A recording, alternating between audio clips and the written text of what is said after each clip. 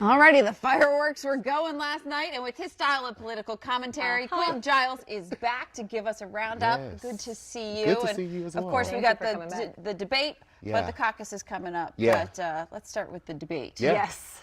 What was your overall feeling leaving watching that? My overall feeling was that Elizabeth Warren is back. The previous debate, she kind of fell flat, but this one, she came out swinging. She dog-walked Michael Bloomberg and the other candidates as well, and I think what she's trying to do is reposition herself because she was trying to get that left-wing support, but Bernie Sanders has that locked down. So it seems as though she's going after the moderates, and she's going to play like this centrist left type of vibe to get those supporters. But Elizabeth Warren, hands down, won last night's debate. They were all kind of going after the new guy on stage, right? Yeah. Bloomberg. It was kind of like he was new, he didn't really belong, and they didn't really want him there. Did you get that feeling? I totally got that feeling, and I can understand why. They've been running in this race, some of them for more than a year. And Bloomberg enters, about 10 weeks ago, and he dumps massive amounts of money into this campaign, and somehow is supposed to be the nominee. And I think what their issue is he is not even on the ballot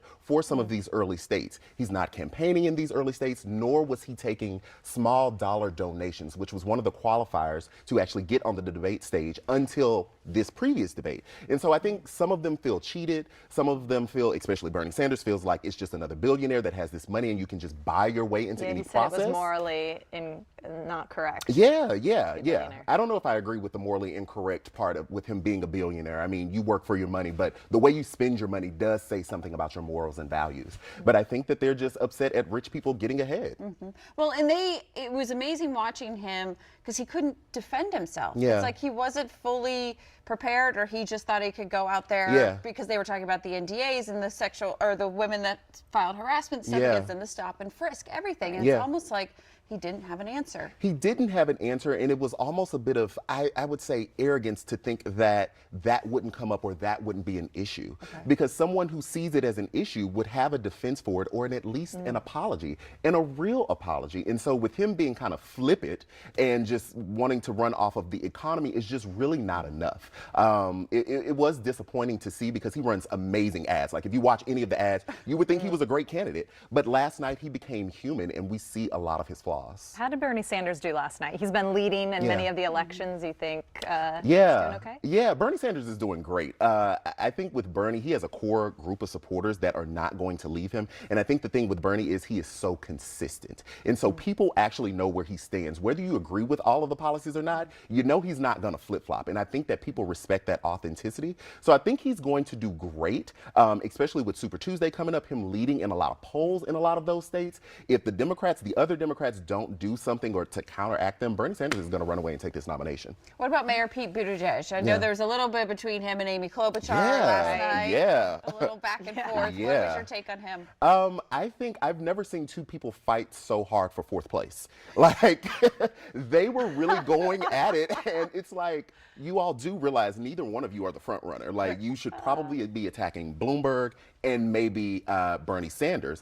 And so there's clearly no love lost between the two of them. I think that Pete had some great points. I think that Amy had some great points. I do think that Pete made a misstep with him trying to jump on Amy too much about forgetting the Mexican president's name. We have faux pas. He did go after that for a Yeah, while. he went after that, and it seemed trivial. It seemed as though he was just looking for something. And so I do think it kind of hurt him a little bit because he didn't have a better attack and tried to attack something so small. They also had to defend themselves when Elizabeth Warren was talking about their health care plans and pointed out his was like a PowerPoint and hers was like a Post-it note.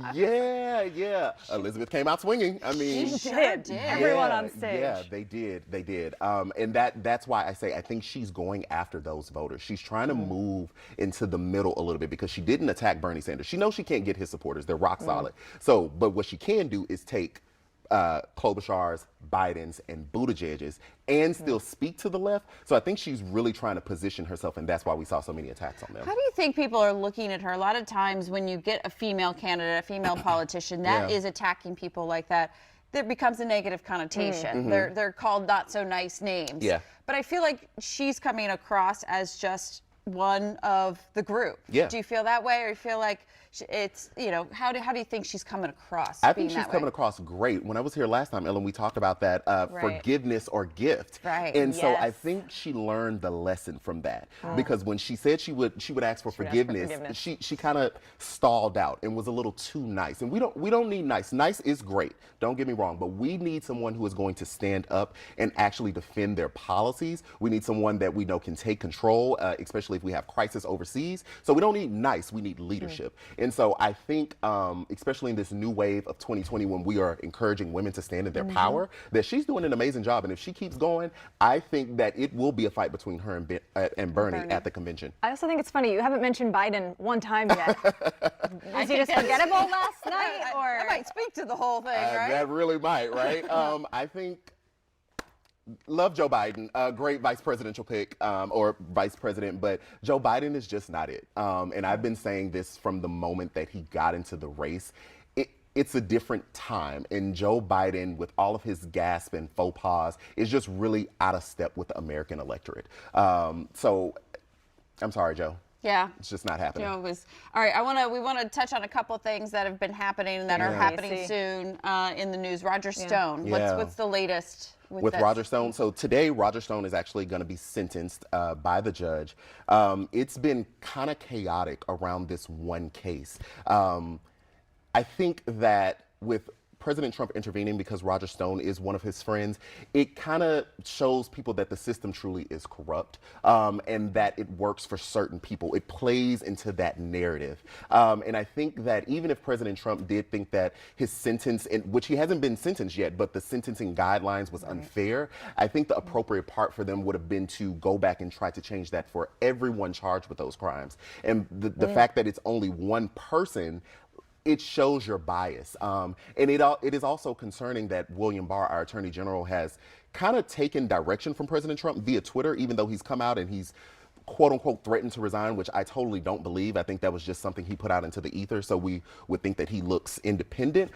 It's concerning because when we look at our judicial system, we want it to be as fair as possible. And so many people have felt as though the system is rigged against them, and I think that this plays into that narrative. Also coming after we've seen some pardons yesterday too, so we'll see how this all plays out together. And then this Saturday, the Nevada caucus. It's gonna be great. I know you'll be keeping your eye on it. I will. Thanks for coming in, always giving us your take. We Thank appreciate you. We'll be back with more Great Day right after this.